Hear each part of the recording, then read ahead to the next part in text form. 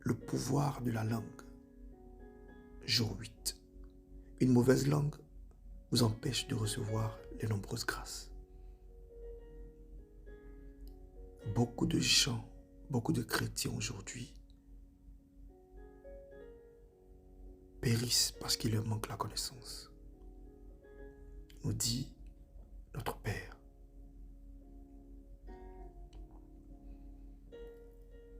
Ils ont des propos qu'ils tiennent comme quoi les écritures en grec ou en hébreu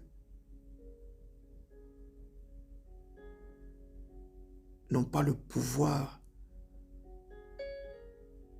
d'impressionner les démons et les maladies.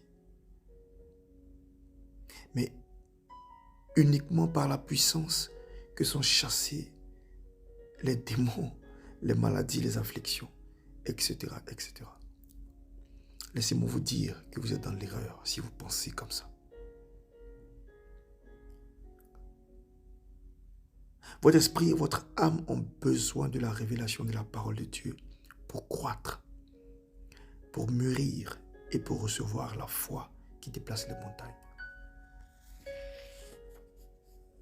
S'il n'y a pas la parole révélée, il n'y a pas la foi. S'il n'y a pas la parole révélée, il n'y a pas la nourriture pour votre esprit. Et s'il n'y a pas de nourriture spirituelle, il n'y a pas non plus de croissance de votre homme intérieur.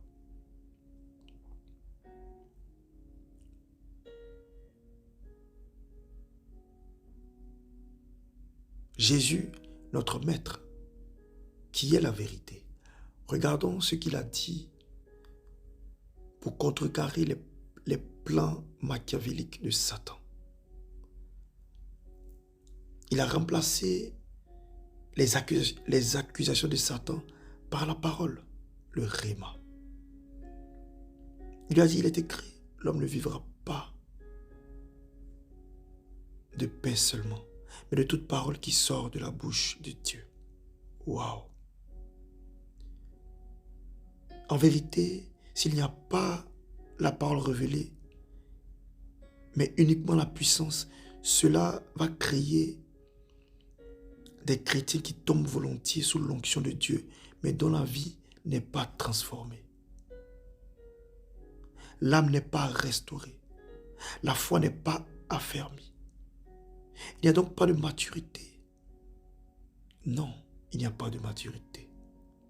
On retrouve régulièrement en eux et au milieu d'eux des querelles, des jalousies, l'impudicité, l'insolence, l'orgueil, les critiques, les divisions, la colère, etc.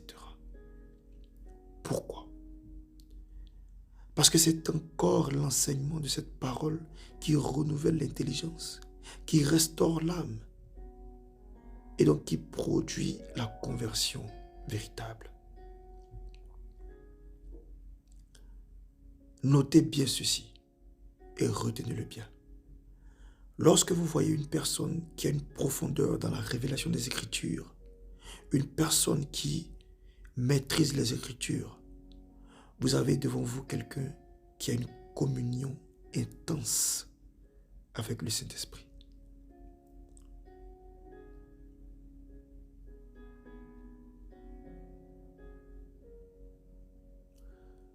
Père béni, fais-nous la grâce de nous plonger et de demeurer dans ta parole, afin que nous puissions éteindre tout trait enflammé du malin, comme notre Maître, Jésus notre Seigneur, l'a fait. Nous ne voulons pas subir, nous ne voulons pas succomber aux nombreuses accusations, non. Nous voulons les remplacer par ta parole, qui est la vérité. Merci pour ce privilège. Merci pour ce partage. Au nom de Jésus. Amen.